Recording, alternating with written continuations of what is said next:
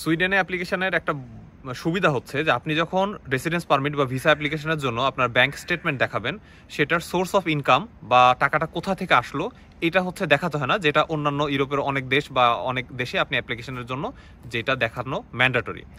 তো আজকের ভিডিওতে আমি আপনাদের সাথে তুলে ধরবো যে আপনি যখন রেসিডেন্স পারমিট অ্যাপ্লাই করবেন 2025 সালের নিয়ম অনুযায়ী আপনি কত টাকা দেখাতে হবে টোটাল, আপনি সিঙ্গেল হলে কত দেখাতে হবে, আপনার স্পাউস বা বেবি থাকলে এই টাকাটা কত দেখাতে হবে, এবং কবে থেকে ব্যাংক স্টেটমেন্টে টাকাটা জমা রাখলে সেটা আপনার জন্য অ্যাপ্লিকেশনের জন্য ভালো হবে। তো আপনার যখন ইউনিভার্সিটি অ্যাডমিশনের রেজাল্ট পাবলিশড হবে যে আপনার কোথাও একটা অ্যাডমিশন হয়েছে, তারপরেই কাজ হচ্ছে ভিসা অ্যাপ্লাই করা। তা সেক্ষেত্রে আপনার ব্যাংক স্টেটমেন্টটা খুবই জরুরি একটা বিষয়। তো চলেন আমি কম্পিউটার স্ক্রিনে নিয়ে যাই এবং এই ক্যালকুলেশনটা আপনাদেরকে ডিটেইলভাবে তুলে ধরি যে আপনি এই ইনফরমেশনগুলো কোথায় গেলে পাবেন, এবং আপনি হচ্ছে যখন অ্যাপ্লাই করবেন তো অ্যাপ্লিকেশনের ক্ষেত্রে আপনার কোথায় কিভাবে কাজটা করতে হবে। সুইডেনে ইউনিভার্সিটিতে অ্যাপ্লিকেশনের জন্য যেমন universityadmission.se এই ওয়েবসাইটটাই যথেষ্ট, তেমনি আপনি যখন ভিসার জন্য অ্যাপ্লাই করবেন আপনাকে হচ্ছে migration ভার্কেট.se এই ওয়েবসাইটে আসতে হবে এবং এখানেই আপনার হচ্ছে পরবর্তী স্টেপগুলো কমপ্লিট করতে হবে। তো আপনি যখন এই ওয়েবসাইটটা ভিজিট করবেন, এখানে আসলে স্টাডি ইন সুইডেন এই সেকশনে ক্লিক করবেন, তারপরে হায়ার এডুকেশন এবং residence permit for students at higher education এই জায়গায় এই সেকশনে যখন ক্লিক করবেন, সেক্ষেত্রে আপনার রেসিডেন্স পারমিট, ভিসাকে সুইডেনে নর্মালি রেসিডেন্স পারমিট বলা হয়, এখানে আপনার বসবাসের পারমিশন। তো এই রেসিডেন্স পারমিটের জন্য কিছু গাইডলাইন আছে এখানে। তো আমাদের জন্য এখন যেটা দরকারি বিষয় সেখানে আমরা আগে চলে যাই, যে আপনি যখন অ্যাপ্লাই করবেন আপনাকে সিঙ্গেল অ্যাপ্লিকেন্ট হিসেবে কত টাকা দেখাতে হবে। তো এখানে বলা হচ্ছে যে 1 জানুয়ারি 2025 এই এই 25 সালে এসে তারা কিছুটা চেঞ্জ করেছে, প্রতি বছরই কিছুটা চেঞ্জ করে। তো আপনার সিঙ্গেল অ্যাপ্লিকেন্টের জন্য প্রতি মাসে কমপক্ষে, এই ব্যাপারটা খুবই জরুরি, অ্যাটলিস্ট 10,584 এই ক্রোনা, সুইডিশ ক্রোনা, এটা আপনাকে প্রতি মাসে দেখাতে হবে, যেটা 2024 সালে ছিল হচ্ছে 10,314। তো খুব বেশি পরিমাণে চেঞ্জ হয়নি, এটা আমরা দেখতে পাচ্ছি। এখন এই ক্যালকুলেশনটা আমি আপনাদেরকে আরো পাওয়ার পয়েন্টে দেখাচ্ছি। সিঙ্গেল অ্যাপ্লিকেন্ট হলে দেখেন যেরকম 2025 সালের নিয়ম অনুযায়ী 10,584 ক্রোনা, এটা 1 বছরের ভিসার জন্য যদি আপনি অ্যাপ্লাই করেন তাহলে 13 মাসের ব্যাংক স্টেটমেন্ট দেখাতে হয়। 13 মাসের জন্য এই অ্যামাউন্টটা আসে, এবং এটা আমি আপাতত হচ্ছে 12 টাকা হারে বাংলাদেশি টাকায় কনভার্ট করেছি এক্সচেঞ্জ রেট হিসেবে 12 টাকা হারে। সেক্ষেত্রে আপনার টোটাল 16,51,000-এর আশেপাশে এই অ্যামাউন্টটা 1 বছরের জন্য আপনার ব্যাংকে দেখাতে হবে। এখন আপনি এই যে এই এক্সচেঞ্জ রেটের যে সেকশনটা, এটা অবশ্যই আপনি একটু ভালো মতো ক্যালকুলেশন করে নেবেন। আপনি যখন অ্যাপ্লাই করছেন তখন এক্সচেঞ্জ রেট কত আছে, এটার কম না বেশি, তবে সেফ জোনে থাকার জন্য কিছুটা বেশি অ্যামাউন্ট রাখাই আমার কাছে মনে হয় সেটা ভালো। আর 2 বছরের ভিসার জন্য যদি একবারে অ্যাপ্লাই করেন, 2 বছরের রেসিডেন্স পারমিটের জন্য একবারে অ্যাপ্লাই করলে তাহলে আপনার এই সেম অ্যামাউন্ট 24 মাস, 24 মাসের জন্য এটা ক্যালকুলেশন হবে। তাহলে হচ্ছে এই অ্যামাউন্টটা আসে 2,54,016 সুইডিশ ক্রাউন। এটাকে আমরা যদি 12 টাকা হারে এক্সচেঞ্জ রেট হিসাব অনুযায়ী ক্যালকুলেশন করি তাহলে 30,48,000 বা 31 লাখ টাকার মতো আপনার ব্যাংকে দেখাতে হবে।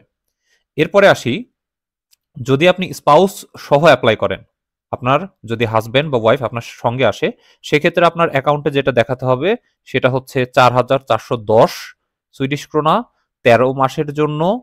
এই অ্যামাউন্ট আমি একদম আবার ডিটেলে বলছি না, 12 টাকা হারে টোটাল দেখাতে হচ্ছে 6,87,000 বা 7 লাখ টাকার মতো। আর যদি সেটা আপনার 2 বছরের জন্য আপনার স্পাউস আপনার সাথে আসে, 2 বছরের জন্য আপনি একবারে অ্যাপ্লাই করেন, সেক্ষেত্রে আপনার 12 লাখ টাকা, 12,70,000 বা 13 লাখ টাকার মতো আপনার স্পাউসের জন্য দেখাতে হবে। এরপরে যদি আপনার একটা বাচ্চা থাকে, আপনি একটা ক্যালকুলেট করলেই বুঝতে পারবেন যে পরবর্তী প্রত্যেকটা বাচ্চার জন্য একই হারে ক্যালকুলেশনটা হবে।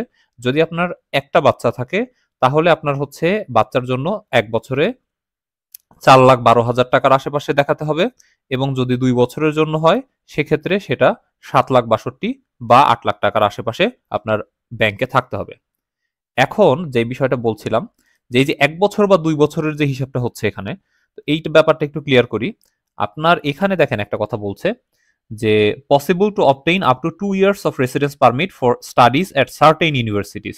কিছু ইউনিভার্সিটি এখানে নিচে বলা আছে, এই ইউনিভার্সিটিগুলোতে যদি আপনি অ্যাডমিশন পান সেক্ষেত্রে আপনার হচ্ছে একবারে আপনি চাইলে 2 বছরের রেসিডেন্স পারমিটের জন্য অ্যাপ্লাই করতে পারবেন।